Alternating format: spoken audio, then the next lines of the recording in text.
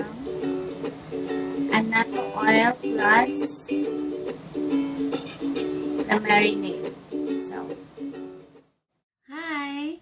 So, this will be another cooking vlog. Kasi kagagaling ko lang from the grocery. And nakakuha ko ng quartered na chicken. 2 piraso lang, 2 pieces na thigh part, thigh and leg. Since 2 lang naman kaming kakain dito. Kaya wag nang pasobra. And so I will be sharing with you a recipe of mine na gustong-gusto din ng anak ko. And it's a chicken inasal. So I hope pagkatapos nito and may matutunan kayo and you'll also try making this at home. So punta na tayo sa kitchen para masimulan na natin ang pag-prepare ng mga ingredients.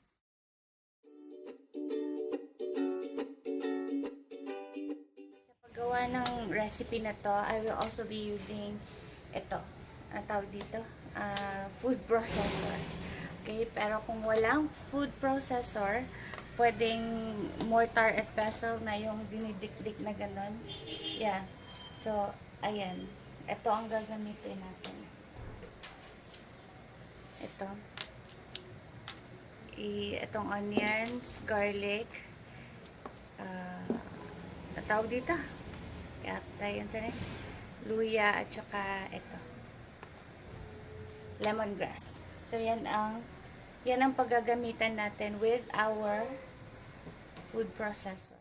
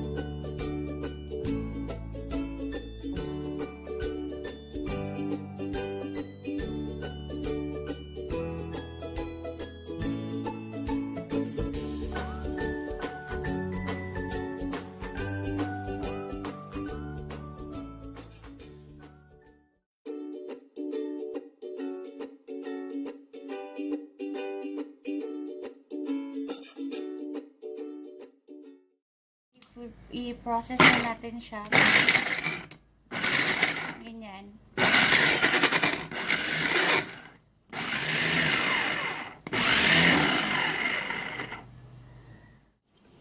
And there you go. Ganyan ang itsura niya. Right? Minced. Pero kung gusto niyo pang mas pino pa, okay lang din. Alright? So, tapos na yan.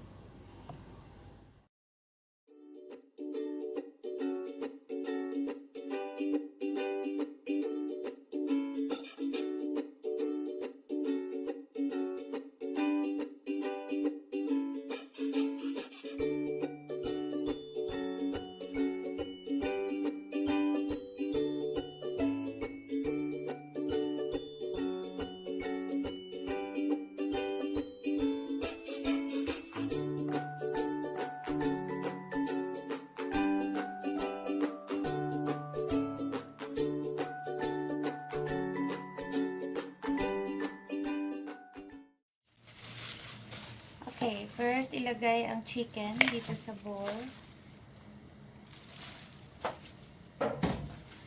And then, followed by itong spices na ginawa natin kanina.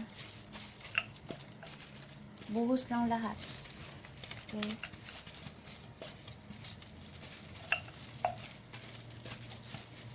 Yan. Sa irin kasi sayang. Sayang, pinagpaguran pa naman yan na magbalat at process. Okay? After that, lalagay na tayo ng asin. So, salt and pepper to taste lang. Okay? Ayan.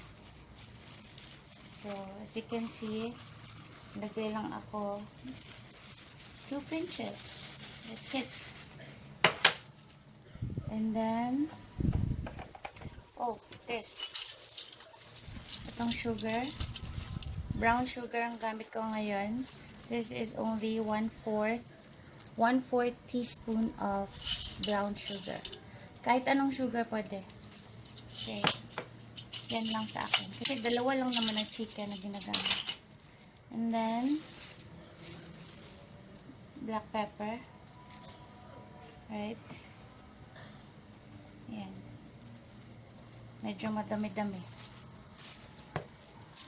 And then, this should be 1 tablespoon or, yeah, 1 tablespoon of soy sauce, toyo. Yan.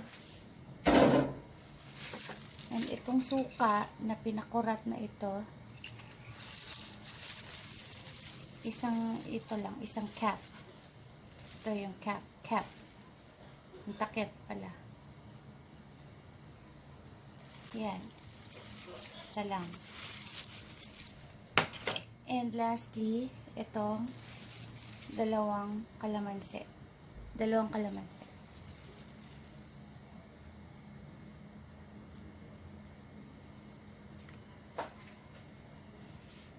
Okay.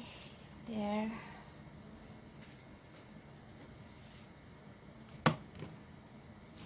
So, ayan na siya. And then, halu-haluin lang, okay? With your hands. Suot lang ako nito kasi may sugat din ako. So, mahapdi yan. Kaya,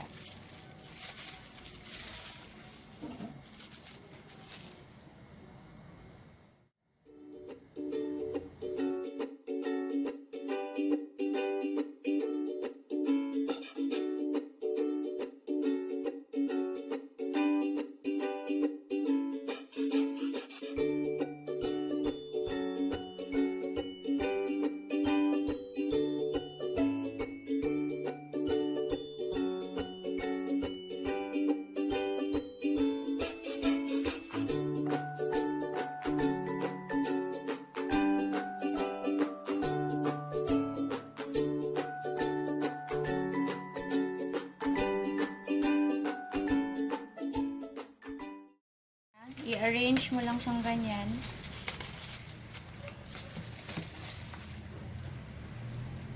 Ayun.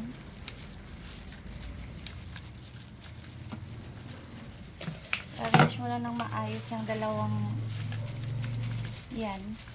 manok na yan. And then, yung mga natira dito sa bowl, just pour it there and cover. So, there you go. Ganyan lang siya. Okay?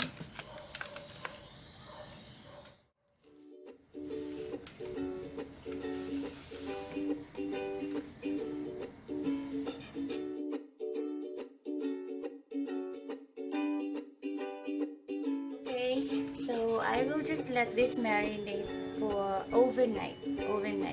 Kasi, mas maganda lang talaga siya. Although, pwede naman 4 hours, ganyan, later, pwede nyo nang lutuin yan. Para, ako, I prefer na overnight. Para manuot talaga yung lasa niya. Lahat ng spices na ginamit natin sa kanya. Alright, so let's put this in the fridge.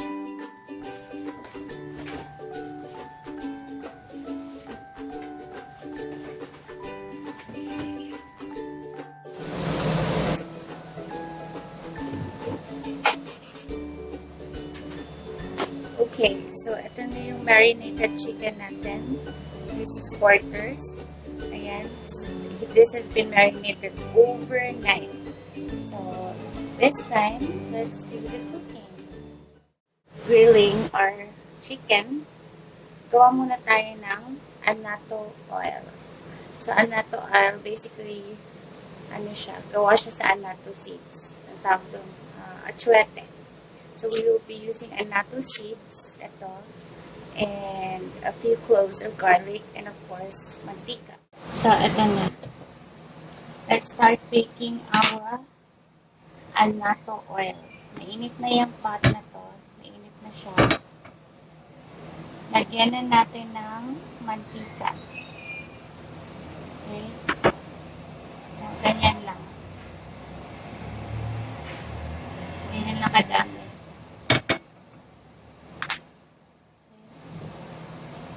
And then, isunod na kaagad ang annatto seeds.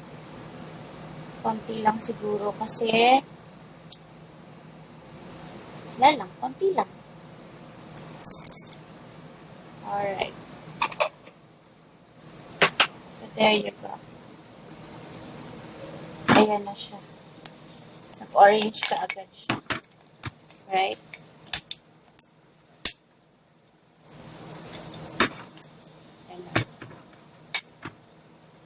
And then, mag-crush tayo ng garlic. Oh, i-off muna natin kasi pumuputok, tumatalsik. Okay, so, I just turned off the burner kasi tumatalsik siya. But anyways, na-achieve naman na natin yung orange niya na color. Now, let's strain this.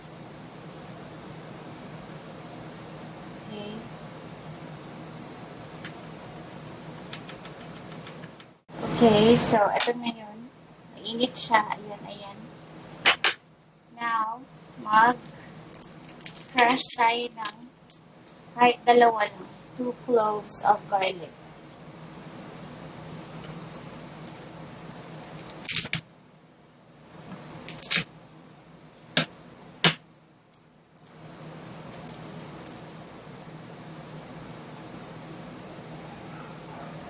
At ganyan lang. Alright, and then, ibalik ang oil sa pot. Here you go. Okay. And, ilunod ang garlic. Okay. There you go. So, ayan na. Garlic is in there. Ayan. So, nilagyan natin ng garlic yan para magka-flavor naman yung annatto oil. Yeah. So, luto-luto lang ganyan. Don't let it burn though. Just keep on stirring it like that. Ayan. Move it around. Okay. Ganyan lang siya. Okay, now as you can see, I tried to break the garlic cloves. So, ayan ang itsura niya. Okay, we'll take this out from the flame. Alright, and then ilipat natin dito sa bowl natin kanina.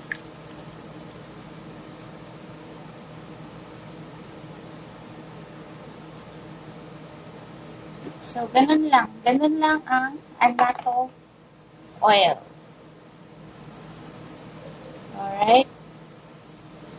Okay, now, so let's move on to pan grilling our chicken.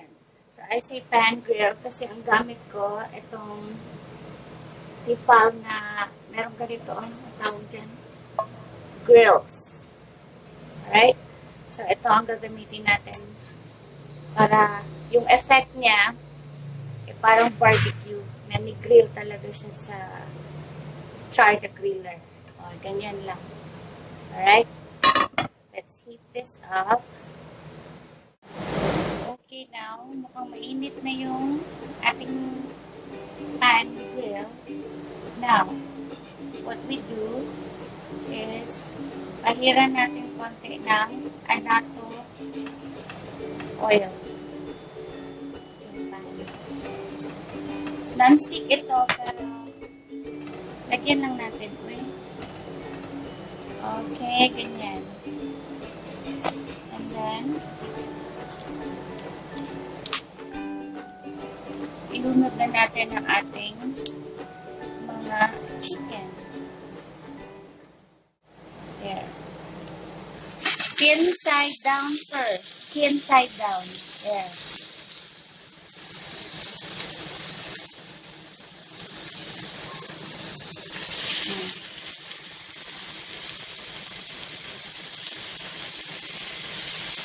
So, ayan. And then, while nandyan siya, pahiran din natin yan ng Anatto Oil.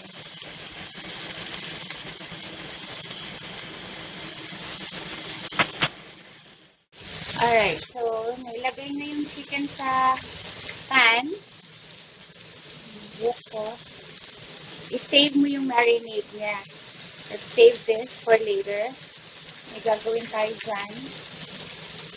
And then, just continue grilling the chicken here sa pan. And I let it sear. I-sear muna natin siya. Maluto lang siya sa ilalim, konti. And then, I'll flip it over. Okay, not completely done, but I'll just flip it over. Okay, while it's searing, so it's been searing for about 5 minutes already. So I want to flip it over now. Watch the grill marks, okay? May grill marks ito.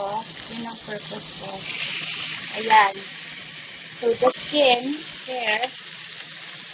Ayan, may grill marks ng ganyan. Let's do the other side. The other one. There. So, pag nakita mo yung grill marks dyan, ayan diba ang ganda? Parang inihaw nga sa totoong griller.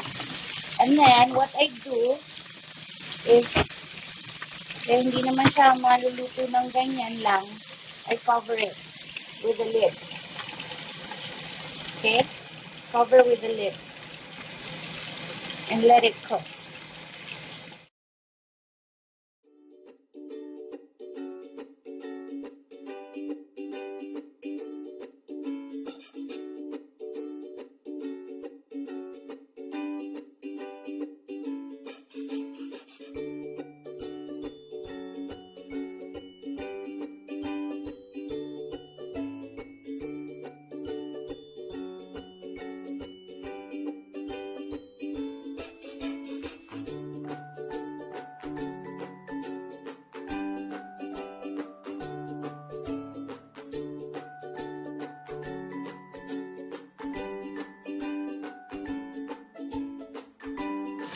Okay now.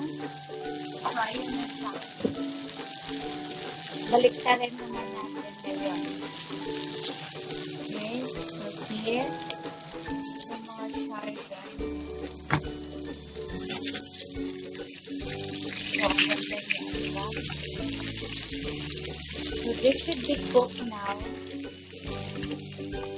Ito na yung chicken natin. Ilipat na natin siya sa plato niya. The serving plate.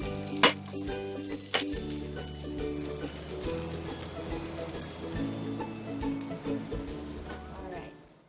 So, ang gagawin natin dito, tanggalin yung mga parang sunog-sunog na spices.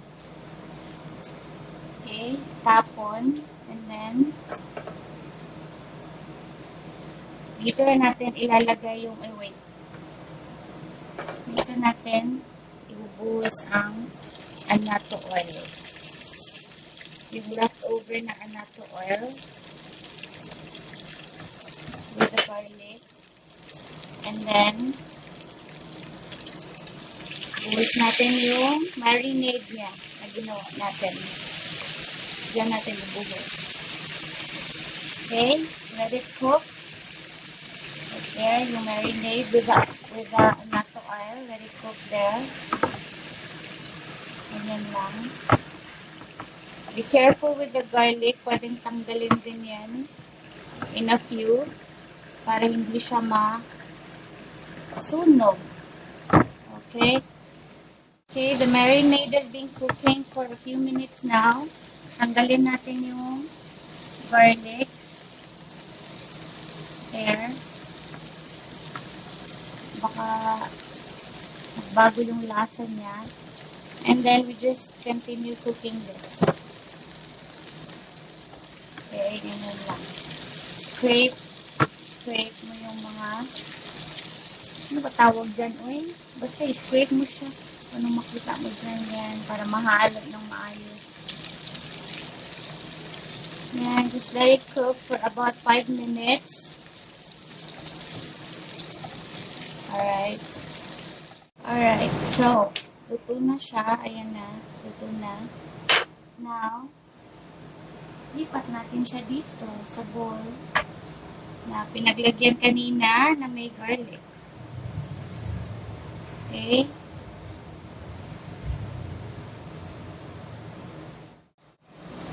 Alright, and this is what we will use to brush our chicken with. Ayan. I-glaze mo siya ng ganyan.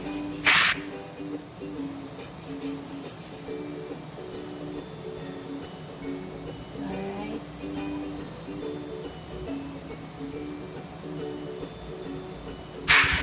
Ayan.